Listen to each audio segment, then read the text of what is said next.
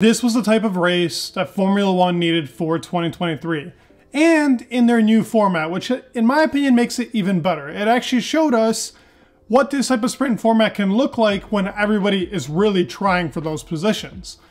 Now, obviously, I want to get into the biggest talking points, go over some analysis, and what to expect going into the race. Really talking about the drama between Sergio Perez and Max Verstappen, Aston Martin in general with Lance Stroll and Fernando Alonso, and what happened to Mercedes. And why not even talk about Lando Norris and Charles Leclerc? There were so many battles in this Grand Prix. It was genuinely such a blast to watch.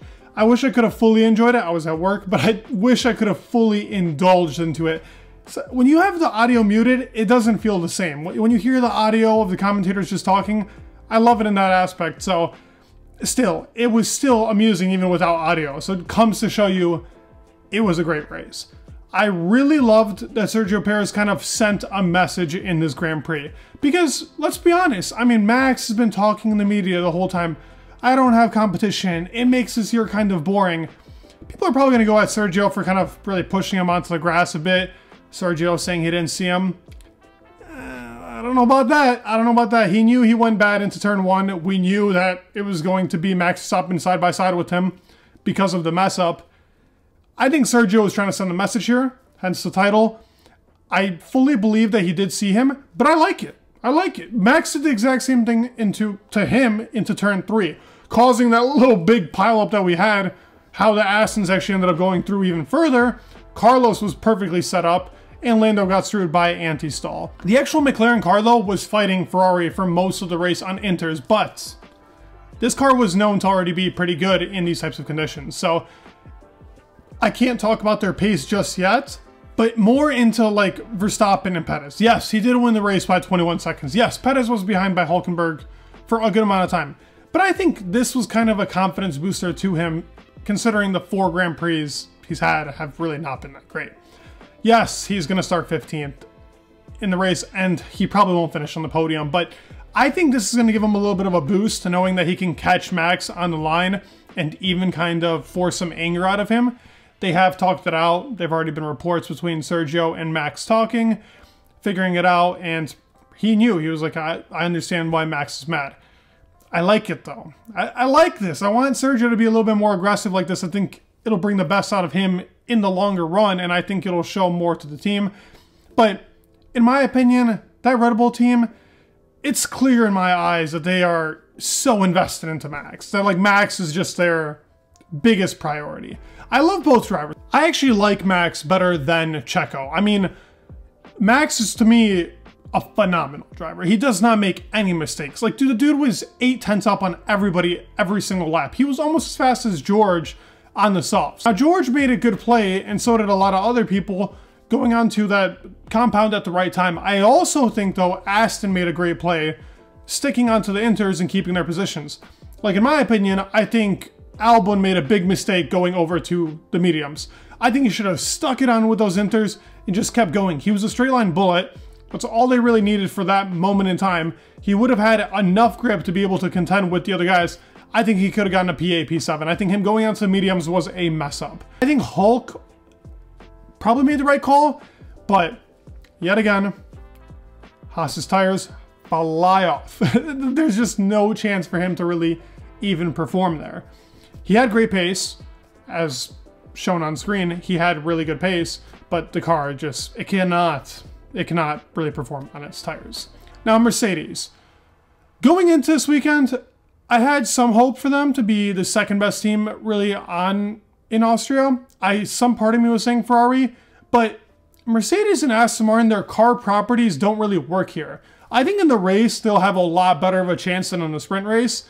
We weren't able to see that dry performance. I think we'll actually extract the best out of the car, really being able to work its tires, perform a lot better through the Grand Prix through strategy. There wasn't much strategy here, and Hamilton was starting from 19th and made a monstrous start, Now, George, I think, did the best that he could with the car that he had. I think there wasn't really much more up there for grabs for George. He almost got Ocon at the line. It was literally, what, 0007? Oh, I mean, the race just had so much good to it. I can't really say enough about how fantastic of a race this was just to watch. But analysis-wise, Mercedes was pretty poor in these conditions. They weren't able to really fire up those tires.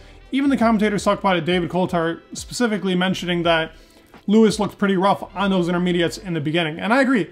At first I was kind of like, I don't know, it's the beginning. But as the Grand Prix went on, they weren't firing up tires as well. And I do feel like the same issue was happening to Aston Martin. Their tires weren't firing up as much, so they were a bit behind. But the biggest talking point that I think a lot of people are going to be like, oh, Alonso didn't overtake Stroll. I think he could have. I think Stroll actually had a great race. I think that Alonso probably could have took in Carlos Sainz P3 if he was able to actually push on those tires and take a sprint podium. But in all honesty, is it worth him fighting with Stroll for that point to maybe catch Carlos, especially towards the last couple of laps? He fell behind at some point. I think he really could have overtaken him. We've seen Alonso pull off crazier moves than what he could have done on Stroll. He had a couple of moments actually even going into turn 3 to where he easily could have gotten the better grip on Stroll and gotten him. Not to say that Stroll wasn't defending pretty well. He was. I think Stroll had a great race. I don't expect Stroll to be at Alonso's level. I expect Stroll to probably learn off of Alonso, and maybe by some chance at some point he will be a contender with like Leclerc and Russell. That's a big maybe. I'm not trying to incite something. But I think he fought well. I think Alonso actually allowed for Stroll to keep the position. A lot of people are going to be mad that he does this, but it's just going to cause discomfort in the team. There's no reason for him to fight Lance over 8 points.